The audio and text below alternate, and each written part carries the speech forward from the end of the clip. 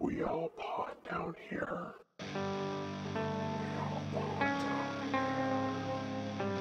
We all pod down here. They should have let him burn. Yeah, they should have. Welcome to We All Pod Down Here. I'm Brittany. And I'm Dan. And today moments ago, we watched Halloween Kills.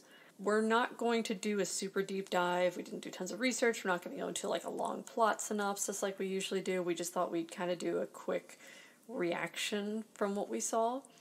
Yeah, we thought it'd be fun to just do a reaction of fresh thoughts from seeing what this was probably the millionth installment of the Halloween series. The 12th, to be exact. 1200. 1200, yeah.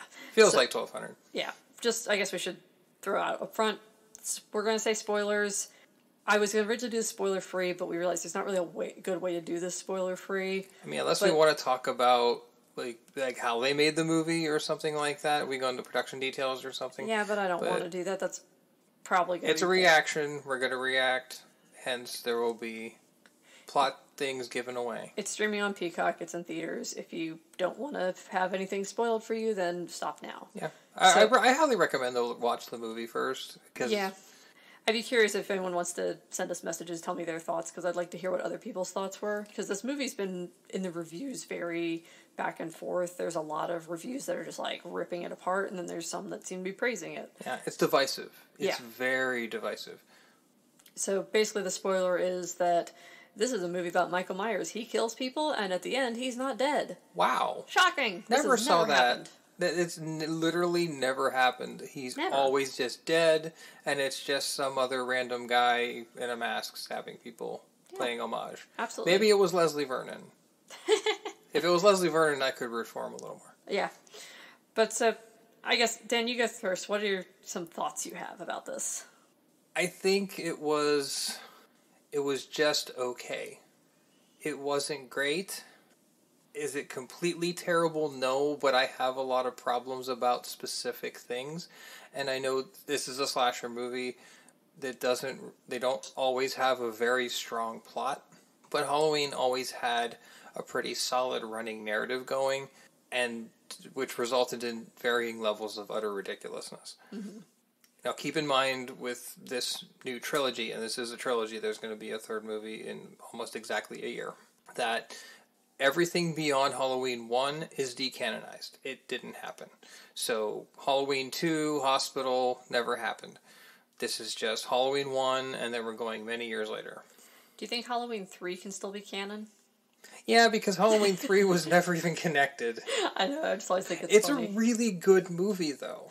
I think the biggest problem for it was that everyone wanted Michael Myers, and that's not what they got. I think they should have made that movie and just called it Season of the Witch and not put Halloween in the title, and they probably would have done fine. Well, wasn't the initial concept of Halloween supposed to be something different each time? It was, yeah. And the Michael Myers story was just, as everyone latched onto it so much, that it just...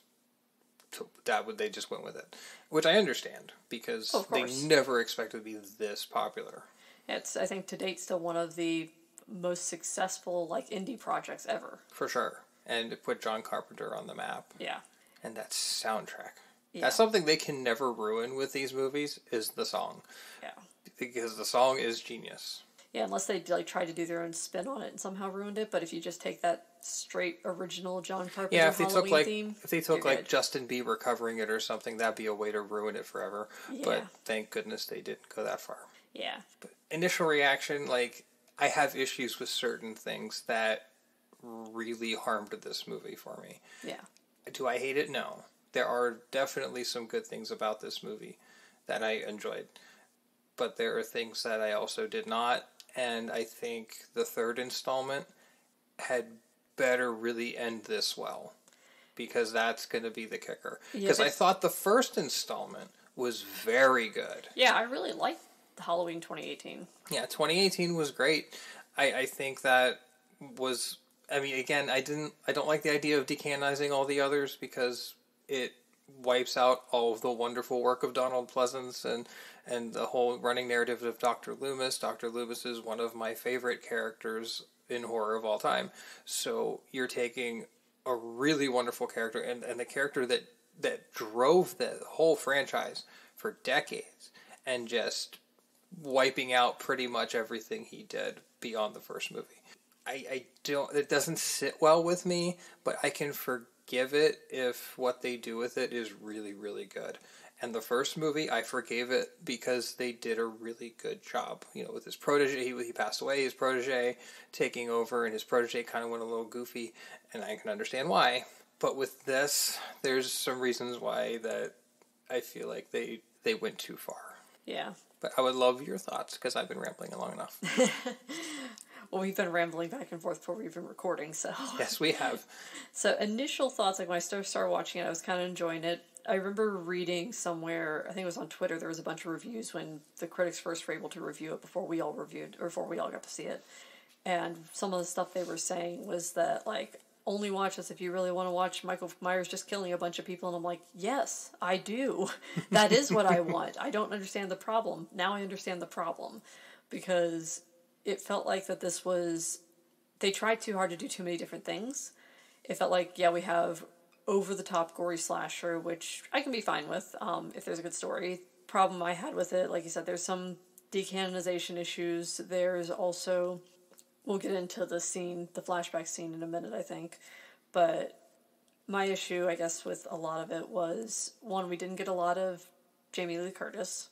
Yeah, that was a problem, because she was kind of a background character to this. And they wanted to focus seemingly on her daughter, her granddaughter, stuff like that. I understand that. And some of the other survivors from the first movie, which was a really good idea to bring those people in, I think. It's a good idea. But they wasted them a little bit. Yeah, the problem was, it's like we brought them in, and it started out kind of strong, going into some of their background, like seeing what they're up to now, stuff like that. But then it got to the point that it was just like, I guess like it felt like it jumped around too much with their stories. It's kind of like, here's their stories, and now we're going to run into all these other different narratives. And it just felt like it was trying to cram too much into one thing. When it came down to brass tacks, they made those characters relatively boring. Yeah. They didn't have much to them. I mean, these are survivors of a horrific incident that's infamous at this point. I mean, this is what, like 40 years ago? Yeah. And they didn't make most of them that interesting. Like, one of them just dies very unceremoniously, the first one. And yeah, it just, there's certain things I liked about them, certain things I didn't, but I felt like they could have made these characters a lot more memorable, because you're bringing back these characters from the original movie. That's a great idea. It's a great move to bring them back, because I think you could make it really interesting. And all it really did was make them excuses to get ripped apart. Yeah, and like, I guess Lindsay, which is played by Kyle Richards, who was the original Lindsay in the first Halloween, they did bring her back, and I guess technically she was alive because she got away from him. Yeah. So that was good, but they have Nurse Chambers, which is still played by Nancy Stevens, which I did like that they brought her back, but she's killed so quickly, and when she points the gun at him and she's like, you know, this is for Dr. Loomis, and she shoots and just, there's no bullets in the gun. I'm like, of fucking course, you know, but the fact that then she just dies at his hands, I don't know, I would have rather had her live, honestly. It was very unceremonious. Like, she's in the car, he just, you know, this is for Loomis, click, click, nothing. And that was pretty much it. Yeah, like, it was a very lowbrow way for her to go out. And we don't really see Lindsay again after that. We're assuming she's just, like, taken to the hospital or something. She's fine, I guess. Yeah, I guess. She seems traumatized. They take her to the hospital, and that's it. Like, we don't really see much else with her. So it felt like they wanted to have all these deep stories and, like, reconnect everything and do all this, and then they just, like, stopped doing it partway through the movie. The setup was great, because, like, they're in the bar, and they're talking about what happened 40 years ago. It's like an open mic night, I think. And it's supposed to be a talent show, I think. Yeah, a talent show, you're right. And they're talking about, you know, these are people who survived, and, like, every year they come here and they have some drinks or whatever. And, you know, they brought in that other couple, the doctor and the nurse, who their Halloween costumes were switched. Yeah. The doctor was the nurse was the doctor. That was cool. Funny. And I like those new characters, too. I thought they were pretty interesting. I'm like, oh, they could add something to this. But they're killed almost immediately. And they're killed so fast, like, there's no build. They're just props to be murdered very brutally. And, again, it's a slasher flick. I'm okay with brutal murders, whatever. I think they relied on it way too heavily. Yeah. Go back to the first movie, the first Halloween movie, 1978. In that movie, yeah, they killed him in a couple of different ways. Was it extremely gratuitously gory? No, it really wasn't. And I don't think it needed to be. Because the thing that I always liked about Michael Myers, and the reason why Michael Myers is my favorite out of all the famous slashers, I'm more of a fan of him than I am of Jason Voorhees. More so, closer to Freddy Krueger, but Krueger's very different. But what I liked about him is his presence. He always had good presence, good timing, like very near the end of the original Halloween movie, where he's laying on the ground in the background, kind of blurred out, and then you just see him sit up. Mm-hmm. He does the Undertaker, just sit up. Yeah. And at that, it's like that became a trademark for him. And it didn't have to be brutal kill. That wasn't, it was more the suspense of, okay, he's getting closer and closer and closer. He gets you, you're done. Because you're not going to get away from him easily. And it's just ominous. And then, like, you see him, then you don't. That's what I liked the most about this character, that you never knew when he was going to pop up next, or how he was going to pop up, or there was a lot of mystery behind it. This didn't leave that much to the imagination. I did like the scene with the kids on the playground, though, where they're like, they think it's just some guy messing around. They're like, we're not going to be scared. He's just playing like peekaboo, like hopping out, and then he's back in, like, and it was kind of like, that was cool. That part I liked. That. It was kind of funny, the idea of like these kids in modern day don't even realize what happened. But again, for a brief moment, I was like, how would they have not heard all these killings? And then I realized, again, we decanonized everything. Yeah. So. And he really liked to stage the bodies after he killed them, didn't he? Yeah. Because, like, with the kids he killed and the nurse. Well, he only killed the one kid, right? Because the two got away, as far as we could tell. Yeah, the one kid and the nurse. And then, like, he kind of, like... Though we didn't see where that kid went, because remember, he took the mask off that kid and then put it on the doctor and the nurse on the merry-go-round. Didn't they show him, like, dead on the ground or something? They might have. I don't recall. Very briefly, like they showed the skull mask and all was all bloody. Yeah, the skull mask was all bloody. But he strung her up, and then the two guys that were living in the Myers house, he props them up. Yeah, and it's kind of like if we're decanonizing everything else going, he didn't really stage the bodies too much. Yeah. So I felt that was a little hokey. Yeah, I guess my thing. Let's get into the flashback, because I think that was one of the biggest issues with it. Yeah.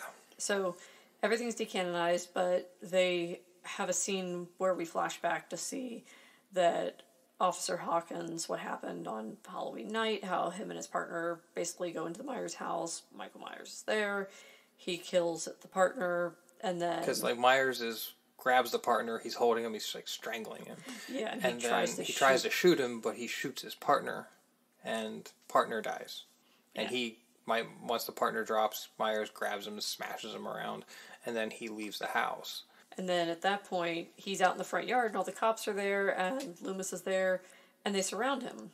Now, this is obviously not what happened in the original movie. Not at all. Loomis was about to shoot him and kill him, and the cop, last minute, no, and hits his hand, and gun shoots into the air, and he thought, he was doing the right thing. No, we have this guy, let's arrest him, let's not just put him down and murder him.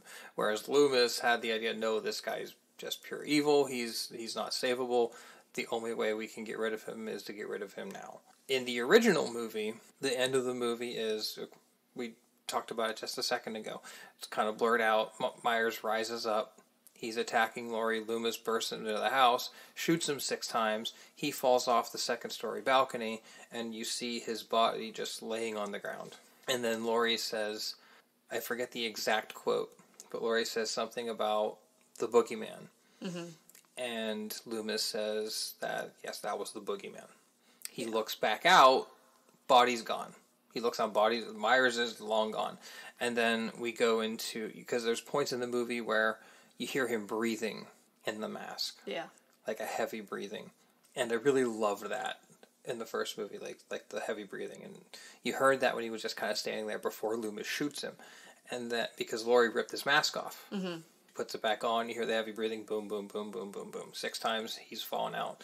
But Myers is gone, and the movie ends with you see different scenes from throughout the movie, places where people were murdered, outside the house, and you hear the heavy breathing, and that's the end of the movie. Yeah. So with this completely just changes it. Like, was this flashback supposed to have happened when? Because, like, did this happen after all of a sudden, oh wait, we found him again? But no, that doesn't work because he was in the house, and none of this makes sense. It's like they invented a flashback that has no continuity just so they could connect it with original characters. They couldn't come up with a better way to do it. I think it was very poorly written, not a good idea that was executed just horribly. And I think, and maybe I'm just getting on my soapbox a little too much about this, but it totally took me out of the movie because it totally takes the ending of the original and changes it for no apparent reason. Yeah, and I don't know if they were supposed to imply that this was like after like that part, and then they go search for him again. They happen to find him or something. That I don't know. Like it's Maybe, like I can't. But the thing is, then they should make that more clear. If that was what they were trying to do, then just make that clear. It didn't fit. It didn't make sense in the timeline, and like it should have been a little more clear if that was the case. Like they were looking for him, and what happened? They looked for him. He ran away, and they just came back to the house. He just came back randomly. Yeah. Like, does that make any sense at that point? He just randomly shows up again, and he's coming home. Yeah, apparently this night he comes home. He does, but he already was home. And he went through all the craziness, and that was it. Yeah. And it didn't fit, and it tried to, with Loomis's character, make it that, he was right all along. Because we all screwed up. We should have let him end it, and because of that, it's been all these years of fear. And I do like the idea that they go on, that the real power of Michael Myers is the fear he holds over everybody. That's where his true power lies. Yet, he's also friggin' indestructible. Yeah.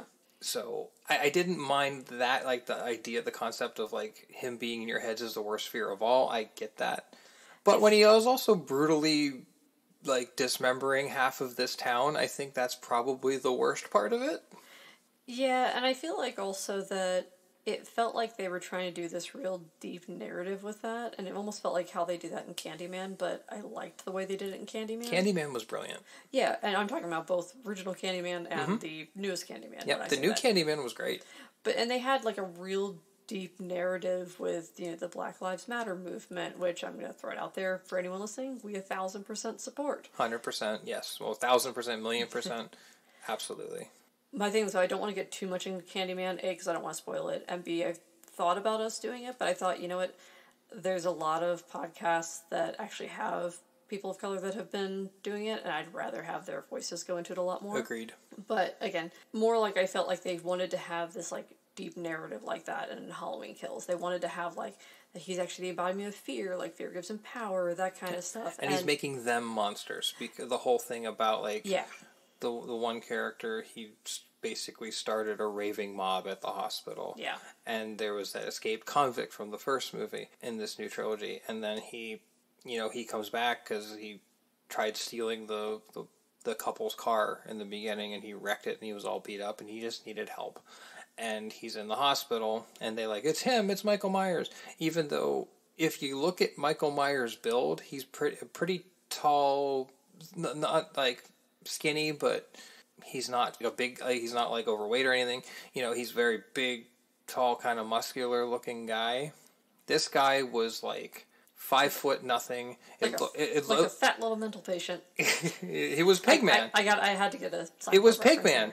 It was like gotta get we have to always have a Seinfeld reference. If we don't, I feel like we failed ourselves. Like 4'8", hairless, pink complexion, looked like a pig. But he was this short, stocky kind of guy. It's like, and it's also like, when you, it's when like you if you made Danny DeVito look awful, and put like much longer hair on him. This was this guy, and he looked nothing like Myers. But the idea was the whole mob mentality that we're all gonna get him. This ends tonight. Evil ends tonight. Was that the line? Yeah, they kept chanting "Evil ends tonight." And they were going to, and they corner this poor guy, and Laurie's granddaughter is trying to is trying to save him. Yeah, because the granddaughter went out to go look for her daughter's trying to save this guy because she realizes this is wrong and locks him in this corridor. But they're smashing their way through the door. She's screaming, "It's not him! It's not Michael!" They're smashing their way through the door. He takes a fire extinguisher, smashes the window, and does a header out the window, killing himself. And I like the idea though of I like the scene in the sense of the way that it was shot and that she's screaming it's not him. It was powerful. Yeah, but you can't actually hear her for the most part. It's she's mouthing it and you just hear because the mob doesn't care. The mob exactly doesn't hear the mob's blind. Basically they're blind. They're deaf to what's going on around them. They're not able to see or hear or any of this. They're just so focused on just going after this one guy. And it turns out he's not even the guy. But my thought when I watched this though was that I was like, in what universe has Michael Myers ever ran away from anyone? Yeah, right. This guy is running away. He's going to run away from them? No. He's going to stare them in the face and try to stab them in said face. And the guy was sitting there being like, help me. And I'm like, when has Michael Myers ever spoke a word? No. He doesn't speak. No, because that's the whole thing with, from the original movie. Basically, the night he killed his sister, he never spoke speaks again. Yeah. So because Donald Pleasance / Loomis is always trying to get him to talk. It drove him crazy. And then from the first movie in this new trilogy, Loomis's protege, he couldn't get him to speak, and that drove him mad. Now, one thing I kind of wonder is just kind of dawning on me because obviously the first one he was captured. Mm-hmm. So I guess that other scene maybe it was supposed to be at some point they implied it was on Halloween. They implied it was that night because they didn't imply it. They say it. It was. Loomis had the guy who standed in for Loomis. He had the same outfit, everything. That was that same night. Yeah, so I don't know if it was supposed to be but again, if I could have dealt with it being later that night. It was poor. But here's the thing: if they want to do that later that night, then just have some continuity to see the scene of Laurie being was that the boogeyman, and then it fading into they're still chasing him, and then they find him, and something I don't know. Yeah, it didn't connect well. They tried really hard, and it just fell flat for me. Yeah. And, the mob mentality thing, I thought that was interesting. And it kind of it was, again, showing how Michael Myers, his biggest weapon was fear. And making all these people so fearful that they turn themselves into monsters. But that's implying that he even would think that through. Is my right. thing. And I'm it's like the byproduct of what he does. I know, but I'm just saying he's like the Joker. He just does things. Yeah, he doesn't have a plan other than going back to that house and looking out the window and killing everything that comes in his way. Yeah, and I always like that they've kept it for the most part, at least very ambiguous as to what he's doing and why. That's never really explained. There's a connection, obviously, to the house. There's a connection to the family. Because when he was a kid, he was 6 years old, he murders his sister. So there's a connection to the family. There's an inherent evil about him. There's always that. And of course, with this new trilogy, the fact that Laurie is his sister is totally gone. That's not a thing anymore. Didn't like that very much either. Yeah, because I feel like you could have kept that in there without messing anything else up. Yeah, you absolutely could have. Because that whole thing about Laurie being his sister was the driving point of a lot of the other movies. Yeah. Why he was after her, it seemed like the most kind of thing. And why he had so much of a connection to Laurie. In Halloween H2O, she had a son, and you don't exist no more. But yeah, but then also, didn't she die in H2O? I think they implied that she did. No, I'm pretty sure she just straight up died. I'll check, but I'm pretty It's been a while. Yeah, I know, so we should... I feel like I need to rewatch all of them, and... I don't know if I can do that. Well, we can skip Rob Zombies. Yeah, let's not get started on that. But the whole failure of Zombies was just taking Loomis and making him this jackass. Yeah. And it was just that totally ruined it for me. The thing is, a lot of people criticized the zombie films because it was overtly gory just for the sake of being gory. Yeah. It's the same friggin' problem. Yeah, because 2018 wasn't that bad. I mean, there's gore Well, in there it. was plenty of gore in 2018, but I felt like it had a purpose. It was him coming back. Yeah. I'm good with gore. Again, we've said it before. We're fine with gore. In fact, I'm great with gore if it has a purpose. Mm-hmm. Like when that can't be the horror for me. If the gore is the horror, then I feel like that I could watch a documentary on autopsies or something. Right, and exactly. Be just well, like out. when the inmate jumps out of the window at the hospital, kills himself. The brains are everywhere and he's twitching and shit. That had a lot of impact. I think they did it. I felt like that fit enough. It was a little overt, but I felt like that fit enough. There's certain parts of it that were just like, it was just overt to be overt. Yeah. Like when he kills Big John and Little John with the eyes and all that crap. Yeah. It's like, all right. Yeah, I could not do the eyes. All right, we get it. Like we get it. He's killing people. Yeah, but we could have skipped the eyes. But I feel like that was just done because they could. It didn't really fit. And there's like, let's talk about those characters. Big John, Little John. Love those characters though. There were a couple who were living in the Myers house, and they knew they were living there. They were very proud of it. Yep. They were shouting, kids were like, "You know what this house has?" That's your first mistake. Yeah. Yeah, don't live in the Myers house. But unfortunately, what I hated what they did with those characters is that they made them really stupid. So I feel like if you were living in the Myers house, you would know better, you'd think. Right, because like they hear the knock at the back door. Look out, no one's there. You just leave the door open and you don't lock it. Lock your fucking doors. And then they hear a knock at the front door. Look there, oh, no one's there. And they come back. Back door's creaked open and there's a bloody handprint. Okay, so if it's time to leave. I see a bloody handprint, I'm getting out of there. Nope, let's go look for the guy and let's go upstairs when with there's a tiny knife. Yeah, with the little baby knife. Looks like a little cheese knife. It was a cheese knife. It's like a little thing you use to chop up artisan cheese. That's what they had. They had a little spread of it. Do you think that's gonna do anything to this guy? Again, I could see like if someone had no idea. Or anybody. Just random people though. I mean, but regardless, I could see like random people. He had a golf club. Like at least keep the golf club. Keep both. You traded the golf club for a cheese knife. For the cheese knife. The golf club has much more range. You can get some impact on it. But the cheese knife, you want to go closer hand to hand rather than keeping some distance? I mean, at least with the golf club, you might have a chance of stunning them and getting away. But my thing is also, these people, like, this isn't just some random people. These people live in the Myers house. Mm-hmm. They know what happened here. Yeah. So they know he tends to come back there, even though it only technically, I guess, happened once with this, in this timeline. But still, like, again, I would have gotten in my car, called the police, and peaced out. I see the bloody handprint. We are out of that house. We Goodbye. are leaving. We are out. Goodbye. He can have the fucking house. We're out. Our problem is we'd have to collect up all our pets. Yeah, that would be a problem. Yep. And he did kill the dog in the original movie. Yeah. So it's poor kind of puppy. Like, yeah. But it was like they made some of these characters really, really stupid. Like, let's go to the end. We've talked about in previous episodes too. Double tap. Zombieland has it right. Zombieland had it right. Double fucking tap. Double tap. End of step. End of story. Especially double tap the guy who's supposed to be this immortal killing machine. Yeah, so cut his head off. They seal it in dismember concrete. him. Dismember him. I mean, here's my plot. You cut off his head, cut off the arms, torso, like, we got them all chopped up in multiple bits. Put each of those into cement in various, like, containers and throw them in the ocean in various parts of the world. Like 7 continents. Yes. It's like you're dropping the pieces in 7 continents. When they talk about, like, how all these people, like, still live in the town after what they went through, I'd be like, I'd be in fucking Europe by now. Yeah, and then they put the body pieces in 7 continents, then you get some idiot who goes out, like, and gathers them up and sews them together and Frankenstein's his ass back to life. That would be interesting. It would be a thing, that's for sure. It would be a thing.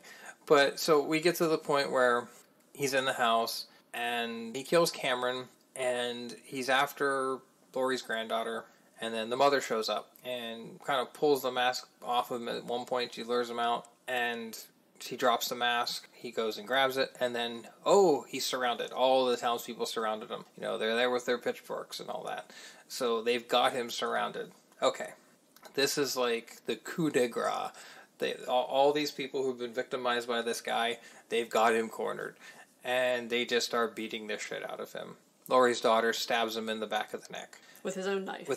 Because he's down there kind of like shaky hand reaching for it. Stabs him in the back of the neck. I think it's supposed to be in his shoulder blade. Because the way I think it's supposed to be like in the spine or shoulder blade area. I'm like, great, do that. Now take it out and cut his head off. Right. And he stabs him and they just let him sit there. They just stare at him. I'm like, okay, are you all just that brain dead, or are you just kind of living in the quote-unquote moment? Because this guy be dead, not really. Also, backing up here, I double checked because I was like, I could have sworn that she died in H2O. No, that's not what happened in H2O. H2O was the one where she cuts his head off with a fire axe. That's right. So that was the one where, He was supposed to be done. Yeah, that one, he was actually dead. We could have had, that would have been like, all right, that's what you do. You cut his head off. Yeah, like he's laying there. And then he gets up triumphantly like Rocky Balboa against Drago. And he gets his trusty knife back and he just starts hacking everybody to pieces. And it's like, why didn't you end this? How stupid are these people? And I understand sometimes in these kinds of movies you make the victim stupid. These people were just brain dead. Like, these townspeople were... Well, these people also didn't leave the town. Clearly they're not that smart. It's like, how fucking stupid are you? Are you fucking stupid? Exactly. Carlin would be having a fit. And as he should. I understand making some of them stupid. Don't make them all stupid. And then at the end where you have Laurie's daughter just goes back in the room looking out the window... You didn't know he was dead. You assumed he was dead. You never assume they're dead. And then he hacks her to pieces. Yeah.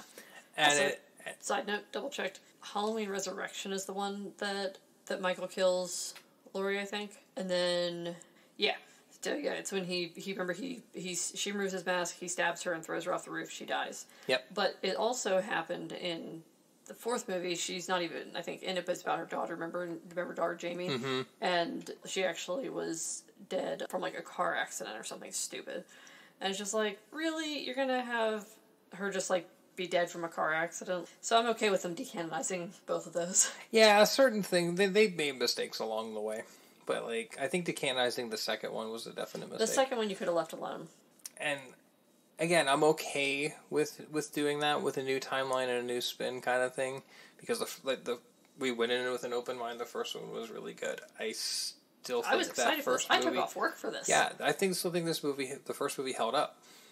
This one was bang average, and I think the flashback scene just totally took me out of it because I think that was. I loved the way they ended the first movie. You could not have ended that any better, and they totally muddied that water for the sake of bringing back some of these old characters and doing it in a kind of sloppy way.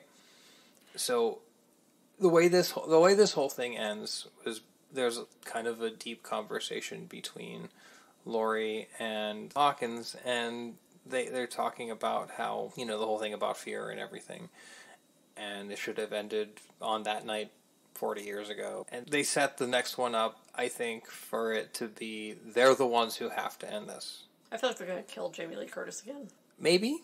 Man, she dies a lot in these movies. Yeah, she really does. I forgot she died twice. I feel like she's going to, maybe she'll take him down with her, kind of thing. And then she can become a Force ghost. It would be... It'd be kind of unsatisfying if they had Hawkins as the one who did it. The way he's breathing, they remind me a little bit of Darth Vader. So a little bit. We can spin this. Yeah, we can do that. He's more machine now than man. Twisted and evil. There were parts of this that were entertaining. I do not regret watching it. I absolutely regret watching the zombie one. This one, I don't regret watching it. I'm curious enough. I will watch the third one next year. Oh, for sure. I want to see how they wrap this up. They still can save it, I think. I'm taking it back. I'm saving this. I think they have a chance to wrap this up well. If what happened in this movie is any indicator, though, I don't have high hopes for it. Yeah, I'm going to go into it very measured, and I came into this excited as hell. Yeah. I thought the movie from 2018 was great. I think they did a really nice job. I like the whole idea that Laurie is this paranoid survivalist now. Makes total sense with what happened to her. You went through that? Exactly, and she's so friggin' prepared, and it's taken over her life kind of thing. So you see how this has affected her mentally, and I thought that the approach in the first movie was great. I think they got a little too big in their britches with this one, and this one didn't deliver where it needed to. And the sad thing, I think, it would have been minor tweaks they could have made that would have saved this. Yeah. Did you need the level of gratuitous kills? Not really, but you could have still had them and made the story a little tighter. And I'm somebody that comes into a movie, I'm not expecting Inception here. I'm not expecting something mind-bendingly brilliant. But I expect some level of continuity. and I want the story to make sense and not just totally flip things upside down and take things from the first movie and throw them out of whack without any kind of a logical payoff or any good reasoning behind it. It put the whole thing in limbo for me. And, the first time I saw Halloween, the original 78 movie, God, I had to have been like 10 years old. That movie messed with my head. Dude, I thought that bastard was going to pop up everywhere I looked. I mean, imagine, watch this at 10 years old. Oh, yeah. And, the ominousness, it was, the music gave me chills on my spine. Every time I hear that song, it gets me. Because John Carpenter, musically, is just a genius. And just a filmmaking genius, too. But, it just, it stuck with me. And I think that's the reason why this particular series was always my favorite, and Michael Myers was my favorite. They kind of made it... They took a lot of the mystique and the aura away in this one, too. And I think they can regain it in the third one, but I'm going to come into that not really excited, but more measured and a little nervous. Yeah. One thing I want to say, though, just some side things. I had heard about this and I wasn't sure if it was true, but I did just verify it. There was a guy that started a Change.org petition to remove the slaughtering of firefighters from the Halloween Kills movie because it offends him because his parents are retired firefighters. My dad was a volunteer fireman, and he probably would have enjoyed this scene. Honestly, because guess what? Michael Myers kills fucking everybody. He has no bias. He just kills whatever's in front of him. Yeah, and it's like, and he's like, it's offensive because people have lured people into burning houses to kill them. And I was like, when has that happened, first of all? I'll look it up because I'm curious. I mean, there's probably some instance where in the world that's happened. But here's the thing. He killed the old people. He killed the old couple, the neighbors. So are we going to have a problem with him killing geriatrics? He didn't start a fire to lure people into the house, though. They were trying to cook him. Yeah, he was in there, and then he just saw the opportunity to kill someone. He comes out there, and there's all these people with, weapons ready to kill him. Not that I'm defending Michael Myers at all, but I'm just saying that... What's he going to do? He didn't lure these people into the house. They came in there, and he just happened to be there. Yeah, and the people in there, he killed them, and then... So, yeah, the fact that it got 361 have signed out of 500, so... That's all you got? And this was started 2 months ago, and I'm just like, yeah, they're not going to remove this from the movie. It's kind of like when you have some sort of really awful protest that's just really disgusting, and you have 3 people show up.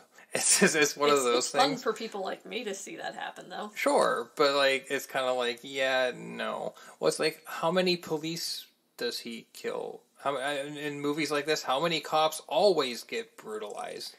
Do we see petitions? He kills everybody. Do we see petitions on every movie that they killed police officers or they killed hospital workers? He killed nurses and stuff. Do we have... come on. How stupid can you possibly be? Yeah, it's not like this is a movie about him targeting these people. No. My God. He literally targets anyone that is in his way, end of story. It's not like Michael Myers was in a school assembly when he was a kid, and the firefighter bitch slapped him or something across the face. So now he has this problem with firefighters. No, he just has a problem with everything. No, he just has a problem. That's where I feel he has a problem. There's clearly something wrong. There's a lot wrong with this guy. Also, side note, maybe there's more to Michael Myers than meets the eye. No, there's less. There's definitely less. I don't know. There's a lot to him, though. He's a big dude. He's a big dude, but mentally, I don't think there's much going on. I think he's almost he's very feral, if you think about it. Yeah. He goes on instinct, and that's all it is. Or he's just the luckiest serial killer that ever was. The amount of times the way he's been shot and stuff like that, and burned, and all these things is the way he can keep coming back for more. And the minor glimpses you actually saw of his face, obviously when they had the mask off, you can tell he's an older guy. Yeah. Not kind of, you can tell he's balding, stuff like that. A lot of bloody scars and crap like that. He's seen some stuff and some things. Wouldn't recommend it. Other fun thing, though, Jamie Lee Curtis attended the Halloween Kills premiere dressed as her mom's character in Psycho. Oh, with the bloody shower curtain in hand. She's a freaking gem. I absolutely love Jamie Lee Curtis. She's great. She's the only, this the worst part of this movie, I feel like half the time, is that she's not in it enough. She's a secondary character. And yeah, I understand... I don't want her to be a secondary character, though. God damn it, give me Jamie Lee Curtis to do... Because, like, one time where I think it was when the hospital workers kind of gets in her way, and she, like, knees him, and, like, but then, like, her stitches and stuff, like, she's bleeding again, and I'm just like, Jamie Lee Curtis, go, keep being the badass that you are. That's the way I think they can redeem this to some degree in the third one. Make Jamie Lee Curtis the ultimate badass and let her take him down. Yeah. That's the way they have to do it. Oh, and her daughter's dead. I think we should... That's the other thing, is remember Michael kills her at the end. Yeah, we mentioned that. Now, I did like the scene that when the daughter looks up and you see him in the clown costume. Oh, that was great. Like, it's like this illusion of this, like, almost like... Because they say he always would stare at her, and it's like, maybe he's not staring out, he's staring in, looking at himself, and I'm still thinking, like, that's a little too deep for Michael Myers. I think there's just, again, there's a problem there. But it could be an instinct thing, too, because it's like, it's this thing burned into his mind. He murdered his sister at 6, and he's just looking out. And well, they said he would look out even before that. Remember they said when he'd go to play over there, he would just stare? But again, like, the idea of him staring at himself, and maybe he just sees nothing. Like, Loomis always talked about, like, his eyes. You just look in his eyes, there's nothing there. Seems like you said, he's like a machine almost that just does stuff. Right. He's the Joker.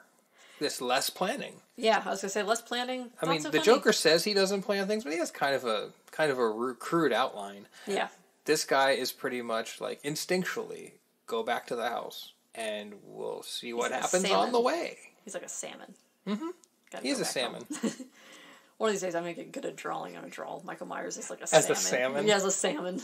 Gotta go back home! Just show, like, him swimming up the river, and then you can see, like... I'm going home! I'm going home! Clear path! Clear path, you motherfucker! See, that's another one we could do. Going home!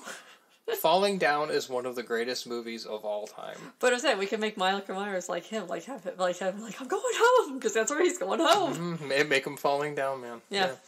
Oh my god, that movie's so good. Got so many good ideas. I'm going to put these out and everyone's going to take my ideas. Can we watch Falling Down as like a palate cleanser? Tonight? No, like this weekend. Yeah. I was going to say, it's like 11 o'clock. I'm not... After that, I'm watching wrestling after this. Wrestling will be a good palate cleanser too, though. AEW, baby. Yep. And I'm going to edit this episode. But I think that's actually... Do you have any more thoughts? Do you think it's a good spot to end it? Do we want to do a rating? Yeah, we can. So, for rating, do we start with Skulls, just overall? Overall, I'd say this is a 2 for me. It had potential. It squashed a lot of it. It focused too much on gratuitous violence and not the psychology of it, which I think the psychology of the original movie is what made it for me. It's not about the finish. It's about the impending doom. They took that a lot away. The flashback scene really screwed this up for me. It took me completely out of this movie. Is it all bad? No. But it wasn't good. I don't think. I'd say it's a 2 out of 5 for me.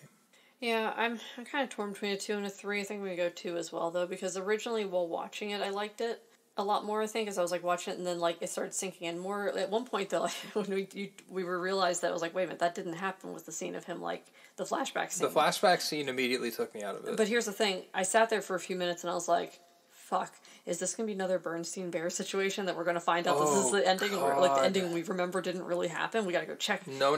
How's it spelled?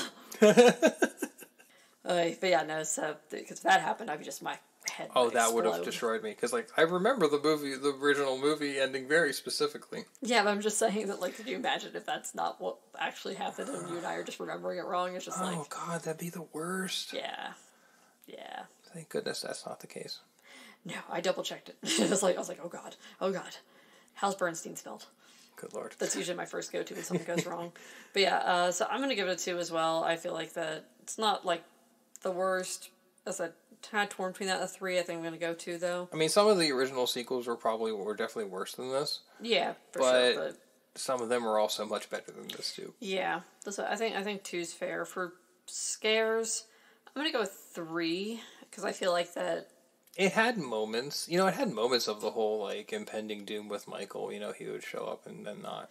Yeah. And they didn't do it enough. The blood can be, the fear of, like, this guy that just, kills without reason. He just shows up and does stuff. So I think that's still a fair 3.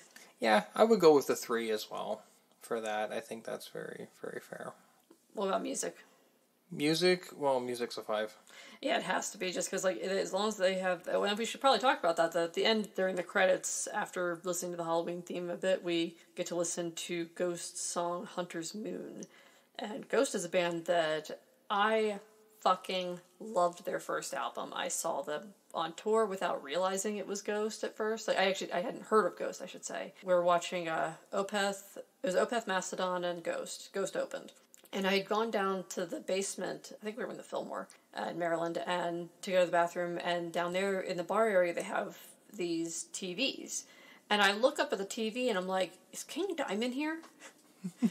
Because his voice kind of sounded like King Diamond from Merciful Fate. Yeah, it definitely did. Like the Merciful Fate era King Diamond, like even just like some regular King Diamond stuff, but just especially Merciful Fate, I was like, this had such a Merciful Fate feel to it. And it was so great, and honestly, they were the best band there.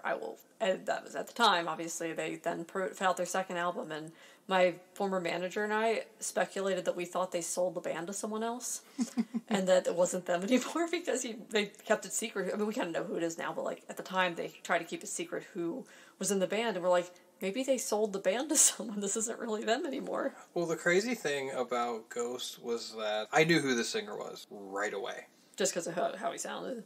That, and I knew a lot of people in the industry, so still do know a lot of people in the metal industry. Yeah, I was going to say, you have a very, very I knew for a good fact connections.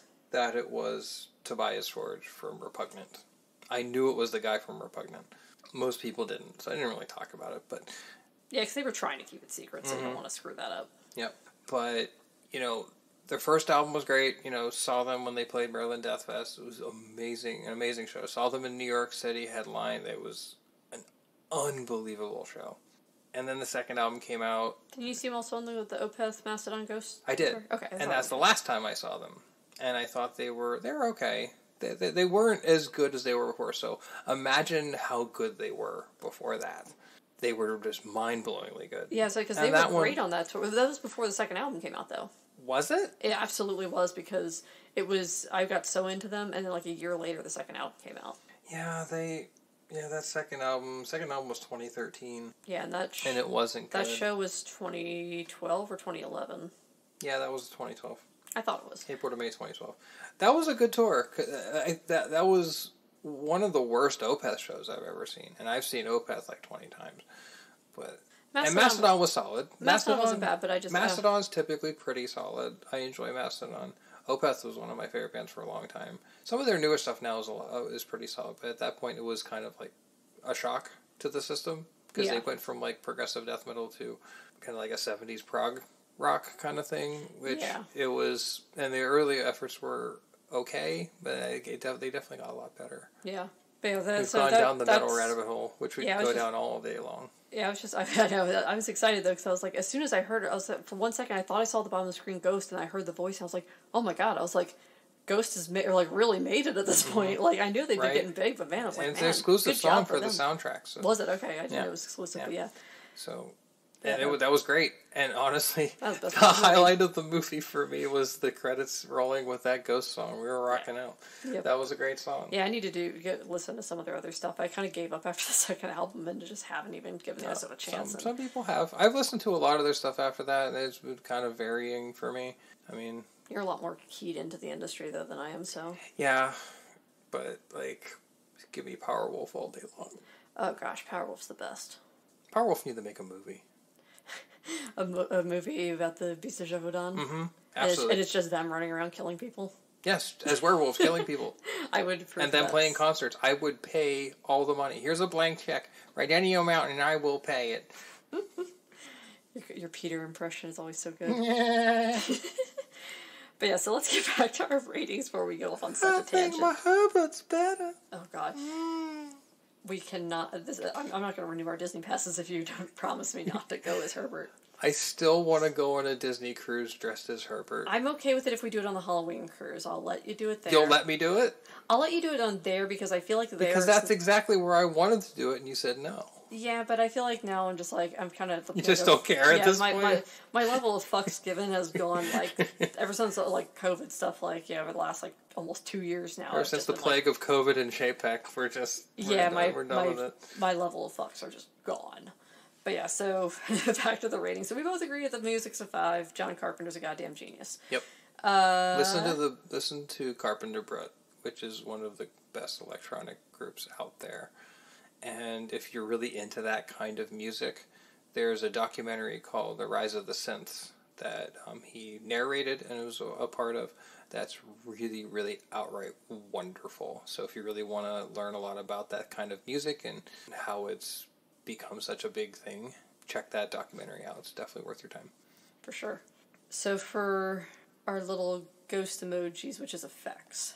I give a 4. Yeah. I mean, effects were fine. There's no issues with the effects. There was no issue for me with, like, camera work, things like that. I like how the mask really looks, like, rough and charred up. And It's seen better days. yeah, like, the William Shatner mask has definitely seen brighter times in the past. So what happens when you go into space, man? Yeah, absolutely. For me, I'm feeling a 3, only because it just felt like, yeah, the effects were gross and gory and stuff, but I don't know, it's just kind of like, it felt standard, you know, it just felt like standard effects. Again, as far as I can tell, I think all effects were practical. There's no CGI or anything in it, but I'm sure there was some, but yeah, I'm feeling just like a 3 just because I feel like it's, again, that's fair. Average. Yeah, I thought the Nothing effects that blew me out of the water. Yeah, I thought they were executed fine. They were solid. I think everything leading up to them was the problem for me. Yeah. So for gore, I'm feeling just putting the 5 on there because at this point it was just about Saw level for me. So I'm like, this movie ain't for the squeam. I don't know if it's Saw level gore porn, but like it's bordering on it. So I'm still feeling a 5. It was gore pornish at times. So I feel like that's very fair. It's very gory. I think overtly so, because when you make a movie about the gore and less about everything else, then I feel like the movie it's trying to compensate for something. Yeah. And I think they definitely overcompensated a lot with the gratuitous violence, and I don't think... I'd say it's very gory. I give it a 5 for gore. So if you're squeamish, you're going to probably want to look away the entire movie? Not the entire movie. I know, but the vast majority of this movie. 90%. But, yeah, it's... You might just want to skip it if you can't handle gore, is what I'm saying. Yeah, if you can't handle gore, like if you can watch the first Halloween movie. Yeah. And I don't think the gore level is very high in that. Mm-mm. Which, you know, can be a whole other subject of how older movies were so much better than newer ones, but... In some cases, I mean, you have movies though, like, again, Leslie Vernon came out in 2006, so and there's not really almost any gore in that. Like, yeah, I think Saw ruined so much. Like I said before, that Saw put horror back a couple of decades mentally, because it made things all about gore and not about what really makes horror awesome and wonderful and stick with you. Is not someone getting splattered. That doesn't... It's the psychology, and Halloween was all about the psychology of it in that first movie, and these movies are supposed to harken back so much to that, and the first one did a great job of that, of the psychology part. This one did not. Yeah, I think that's it then. I think that's our rating. Yeah. Thanks for listening to our very amateur rambling on We All Pod down here. I would say, give it a shot if you're a fan of the series. This is a very divisive movie. It didn't really do the job for either of us, but it might do the job for you. So I would not discourage any fan of the series or this kind of movie from watching it. Give it a shot. Yeah, it's absolutely worth it. If for some reason you didn't watch it and listen to this first, I still say give it a shot, because I think that it's worth watching, especially if, let's say, they really pull it together in the third movie, and it comes together, then it might be like, okay, we can kind of just gloss over this and enjoy it for I can forgive a lot of the stuff in this one if the third one's really good, but my expectations have definitely been lowered. Yeah, same. But give it a go. We'd love to hear what you think. So hit us up on social media, email us, whatever you want to do, every way you want to send us an owl, because we're now... If Harry Potter ever becomes you send a carrier pigeon, whatever. If carrier pigeon shows up at our house, just fair warning, we have 6 cats. And dogs that bark at anything. So Especially birds. They don't like birds. no, they see birds on our neighbor's roof and they go ballistic. Yeah. Especially with Hidoki. He's a Alaskan Klekai who tries to be a little tough guy, but sounds anything but. It's adorable. We should ask his rating on some of these at some point. He might give a hababoo to this. Yeah. Like, Hidoki, how many hababoos? Well, I think that's I think about it. I hope you enjoyed our little all over the place rambling. Yeah, this is we a very didn't prepare for unstructured this tirade. at all. So that's why we're kind of like... I didn't even write down any notes. I know. I double-checked a couple things on my phone. Yeah, I know I stumbled a little bit, but it's all good. Yep, so I guess with that, thanks for listening to We All Pod Down Here. I'm Brittany. And I'm Dan. Bye. How many hababoos for Halloween kills? Thank you for listening. Don't forget to rate, review, and subscribe. Share with your friends and family. And check out our website at www.weallpoddownhere.com. Or send us an email at weallpoddownhere@gmail.com. You can also follow our shenanigans at weallpod on Twitter. And at weallpoddownhere on Instagram. And feel free to suggest a movie you want us to review or just something you want to make me uncomfortable with. Until next time, this has been We All Pod Down Here. Be afraid. Be very afraid.